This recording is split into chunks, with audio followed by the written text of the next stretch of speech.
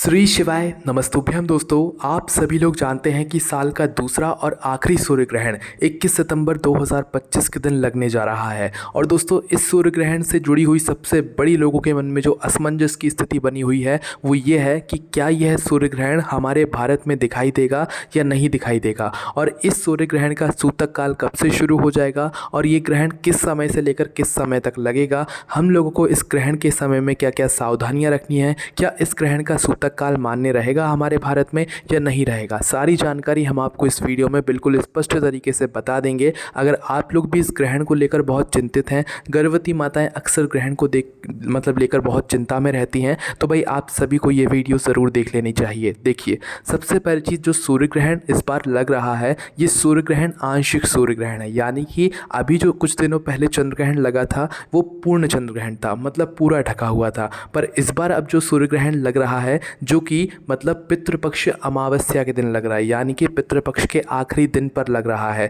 और इस दिन लोगों के मन में ये एक प्रश्न और बैठा हुआ है कि हम लोग पितरों का तर्पण श्राद्ध वगैरह जो करते हैं क्या वो हम इस दिन कर सकते हैं कि नहीं कर सकते हैं, क्योंकि ग्रहण की शुरुआत से पहले ही सूतक काल शुरू हो जाता है। तो सूतक काल में भी ये सारे कार्य नहीं किए जाते हैं। सारी आपको प्रश्नों के जवाब हम आपको यहाँ पर दे देंगे, ठीक है। तो देखिए, इस बार जो ये सूर्य ग्रहण पड़ रहा है ये पितृपक्ष अमावस्या के दिन पड़ रहा है ना।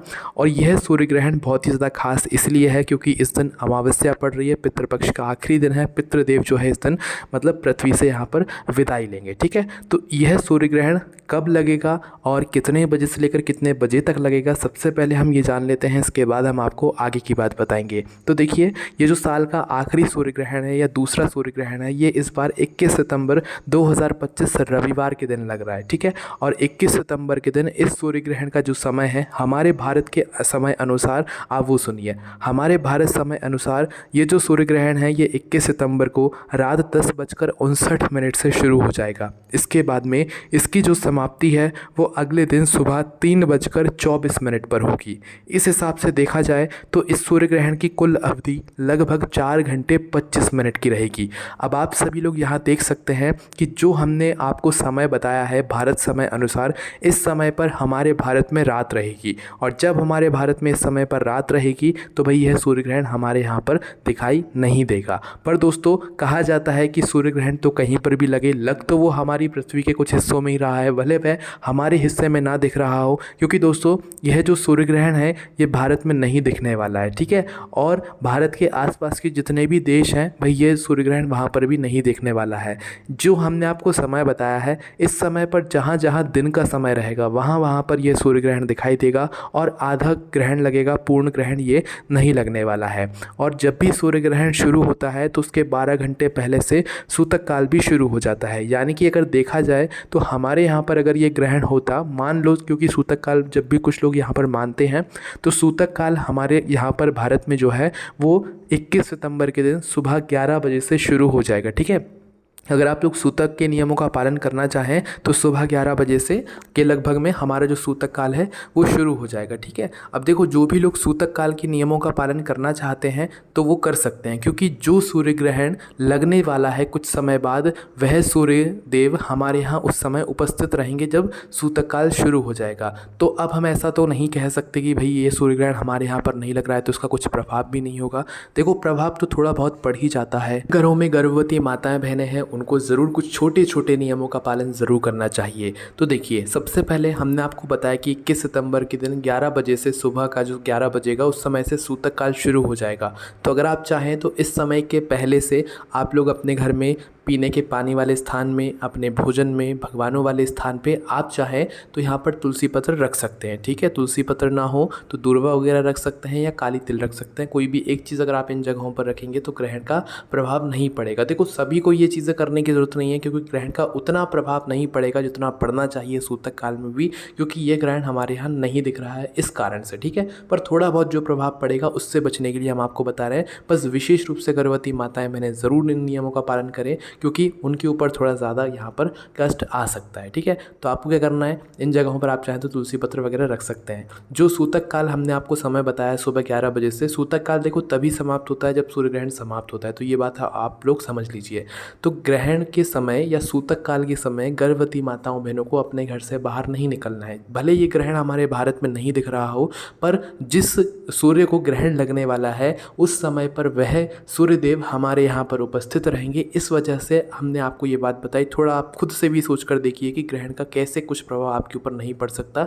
इसीलिए गर्भवती माताएं बहनें सूतक काल में घर से बाहर ना निकले अगर ज़्यादा ज़रूरी ना हो तो। बाकी आपकी मर्ज़ी है, हमने जो ज़रूरी चीज़ थी वो यहाँ पर आपको बता दी है। ठीक है, इसके अलावा सूतक काल में गर्भवती माताओं बहनों को कैंची, छुरी या सुई वगैरह का प्रयोग नहीं करना है। इस समय सिलाई भी नहीं करना है। ऐसा नहीं कि फ्री बैठे हो तो नाखून काटने बैठ जाओ, बाल कटवाने बैठ जाओ, पार्लर चले जाओ, ऐसा नहीं करना है। ऐसा करोगे तो इससे फिर आपके ऊपर और आपके बच्चे के ऊपर ज़रूर प्रभाव पड़ेगा। तो इन कार्यों को आप करने से बचिएगा। ठीक है, आप ग्रहण के समय भोजन पानी जो भी है वो कर सकते हैं। ग्रहण के समय मतलब जो सूतक काल है उस समय पे आप खाना पानी कर सकते हैं, इसमें कोई दिक्कत नहीं है। गर्भवती माताओं बहनों के लिए हम ये बात बता रहे हैं, और सभी लोग साधारण लोग भी सूतक काल के समय खाना पीना कर सकते हैं। उसका कारण ये है कि ये इस समय पर हमारे यहाँ पर ग्रहण नहीं दिखाई देने वाला है, इसलिए इसका सूतक काल का ज़्यादा प्रभाव नहीं रहेगा, इसलिए आप खाना पीना कर सकते हैं। ठीक है, और खाना बना भी सकते हैं। बस हम आपसे यही कहेंगे कि सूतक काल में खाना बना ले पर कोई चीज़ काटे ना, कैंची छुरी का इस्तेमाल कोई भी ना करे। ठीक है, ये अच्छा नहीं माना जाता है। ठीक है, तो ये सूतक काल के समय के आप नियमों का यहाँ पर पालन करें। इसके अलावा आप लोग जो है सूतक काल में भगवानों को वैसे दोस्तों स्पर्श तो कर सकते हो, पर क्या है ना दोस्तों, ग्रहण के समय में क्या होता है कि हमें भगवानों को स्पर्श नहीं करना रहता है। पर ये जो ग्रहण है यह आंशिक सूर्य ग्रहण है और हमारे भारत में ये नहीं दिखाई देने वाला है। इस वजह से हमारे भारत में मंदिर के कपाट वगैरह बहुत ही कम है कि बंद होंगे। ठीक है, बाकी आपकी मर्ज़ी है, आप अपने घर के बड़ों से पूछकर भगवानों को स्पर्श कर सकते हैं, भगवानों के मंदिर में जा सकते हैं सूतक काल में। ठीक है, बाकी आपकी मर्ज़ी है, ना जाना चाहे तो भी इसमें कोई बुराई नहीं है। एक दिन की तो बात है, कुछ समय की ही बात है, ना भी जाएंगे तो चल जाएगा। ठीक है, इसके बाद में दोस्तों आज इस दिन जो क्या है पितृपक्ष की अमावस्या भी है, तो इस दिन कई सारे लोगों को श्राद्ध और तर्पण वगैरह करना रहता है। तो भाई उनके मन में एक बहुत बड़ा प्रश्न है कि सूतक काल जब सुबह 11 बजे से शुरू हो जाएगा तो हम जो अपने अमावस्या के लिए जो भी तर्पण श्राद्ध वगैरह करते हैं, पितरों को के लिए निमित्त भोजन कराते हैं, तो क्या वो इस दिन कर सकते हैं? जी हाँ, आप सभी लोग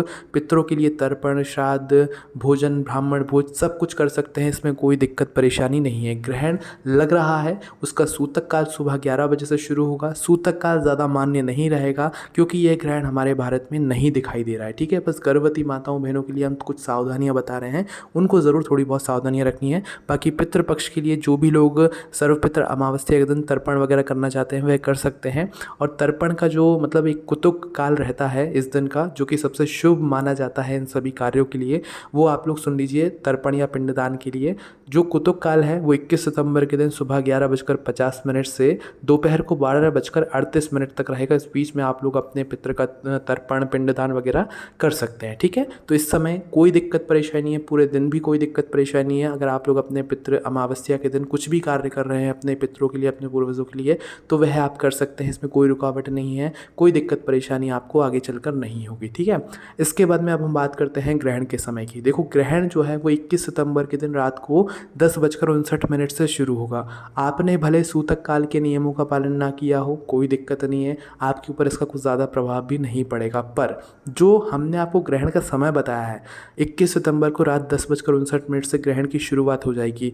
इस समय से आप लोगों को और सभी लोगों को, विशेष रूप से गर्भवती माताओं बहनों को, कुछ नियमों का पालन करना शुरू कर देना है। ठीक है, आपने ये बात तो सुनी होगी कि ग्रहण के समय खाना पीना नहीं खाना चाहिए, तो इस नियम का आपको सभी लोगों को पालन करना है कि ग्रहण जब शुरू हो जाए, वैसे भी रात को 11 बजे तक सबका खाना पीना हो ही जाता है, तो भाई जो सूर्य ग्रहण का समय है भले भारत में ना दिख रहा हो, इस समय पर आपको खाना पीना नहीं करना है, आप इस समय पर सो सकते हैं।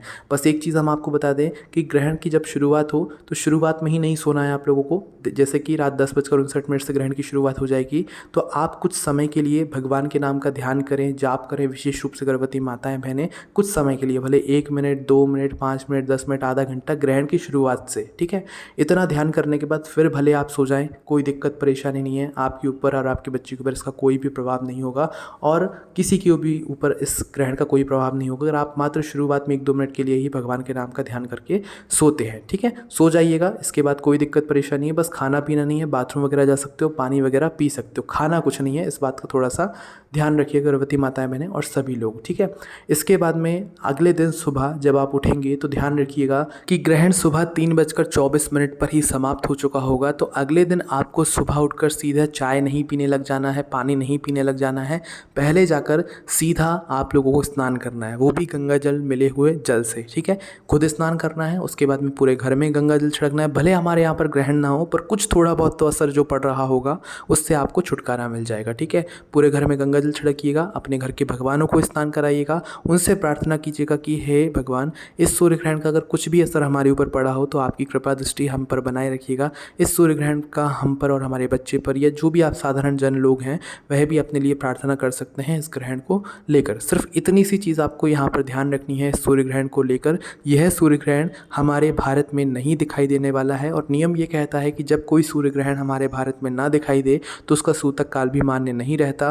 पर क्या है कि जिस समय से सूतक काल शुरू होगा उस समय सूर्यदेव हमारे यहाँ पर दिख रहे होंगे, इस वजह से हमने गर्भवती माताओं बहनों के लिए कुछ सावधानियाँ यहाँ पर बता दी हैं। इसके अलावा जिस समय सूर्य ग्रहण लग रहा है उस समय हमारे यहाँ पर रात रहेगी, तो ज़्यादा कुछ खाना पीना तो किसी का वैसे होता नहीं है, तो बस सूर्य ग्रहण के समय का थोड़ा सा ध्यान रख लेना सभी लोग, और कुछ आपको ज़्यादा सावधानियाँ नहीं रखनी है। इसके अलावा अगर आपके मन में कोई और भी प्रश्न है इस सूर्य ग्रहण से जुड़ा हुआ, जो कि आंशिक सूर्य ग्रहण है, जो कि बाहर के देशों में दिखने वाला है और भारत के आसपास के देशों में भी ये सूर्य ग्रहण नहीं दिखने वाला है, तो उसे आप हमसे कमेंट करके पूछ सकते हैं। आप हमारी इस वीडियो को कहाँ से देख रहे हैं एक बार कमेंट में ज़रूर बताइएगा, और जो भी प्रश्न है आप हमसे पूछ सकते हैं। ये सारी जानकारी आपको हमारी वेबसाइट भोलेनाथभक्ति.com पर भी पढ़ने के लिए मिल जाएगी। ओम नमः शिवाय, जय भोले बाबा, श्री शिवाय, नमस्तुभ्यं।